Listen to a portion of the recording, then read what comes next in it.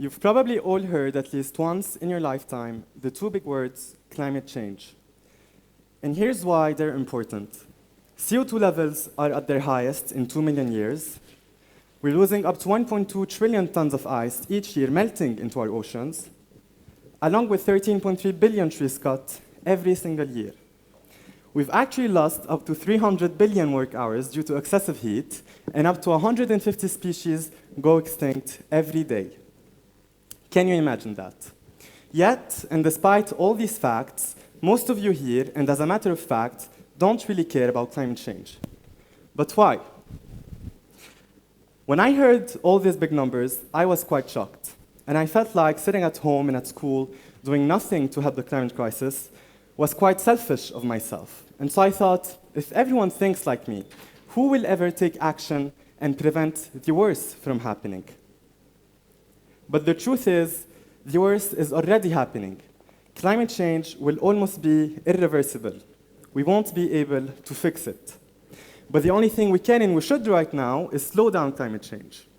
When talking about this crisis, I like to think about the following sentence, which says, you're either part of the solution or you're going to be part of the problem. Meaning, this is a two-sided story.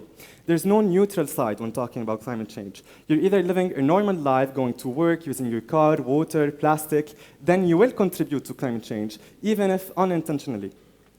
However, if you think more sustainably, if you're more eco-friendly, if you reduce your use of resources, then you will be part of the solution. And by the end of my talk, I want every single one of you to know which side of the story you want to be on. As I said earlier, climate change will almost be irreversible, meaning we won't be able to fix it. And to demonstrate that to you, here is a drawing of our Earth, roughly, and my hands represent climate change. Climate change damaging our Earth, and let's say by 2050 or more, we've solved the climate crisis, and the Earth comes back like how it was. But is the Earth really back like how it was? The damages and effects of climate change will never be unseen, and this is something you should put in your mind. At school, in 9th and 10th grade, I was 14 at the time, I used to take a subject called environmental management, which was taught by my own principal. We used to learn about all these extreme effects of climate change, and most importantly, we learned how to fix these issues. One day, he assigned us class projects to do, and you know how projects are usually a small presentation, a small research, a small experiment, but I thought bigger, I thought different. Why not create something missing in our school? Why not create an environmental committee?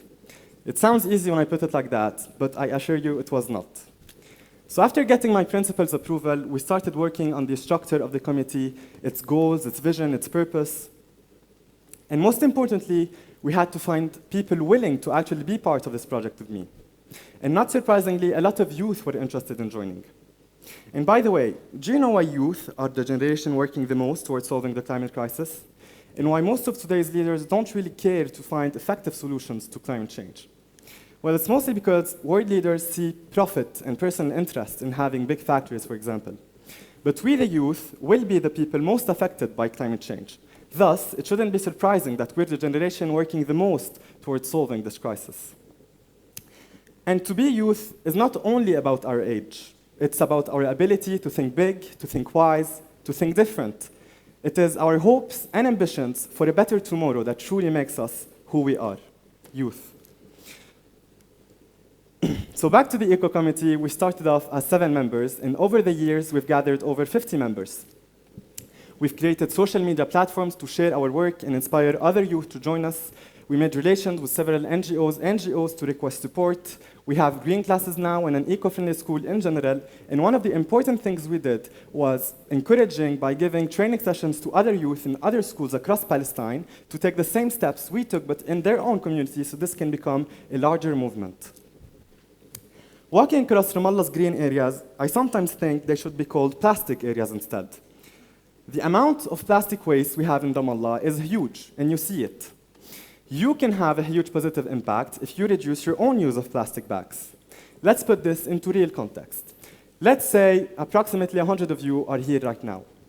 If each one of you today returning home stops by a supermarket to get a few groceries, and instead of packing your groceries in 2 plastic bags, you decide to pack them in 1 plastic bag only, If each one of you does that today, returning home, we can save up to 100 plastic bags only by our small movement. And let's go further and say the average person goes to the supermarket 3 times a week. And every time you go to the supermarket 3 times a week, you save a plastic bag. Every week, only by our small movement, we can save hundreds and hundreds of plastic bags. This is why you should not underestimate yourself, because together we can have a huge impact. So back to the Eco Committee, as I said, we started off as 7 members, and we're now 50 members.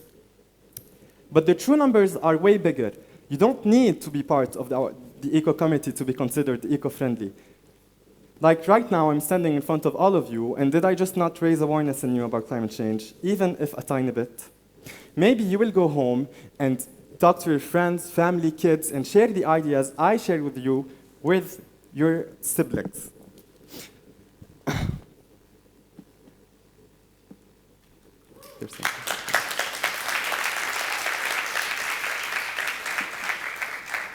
Listen.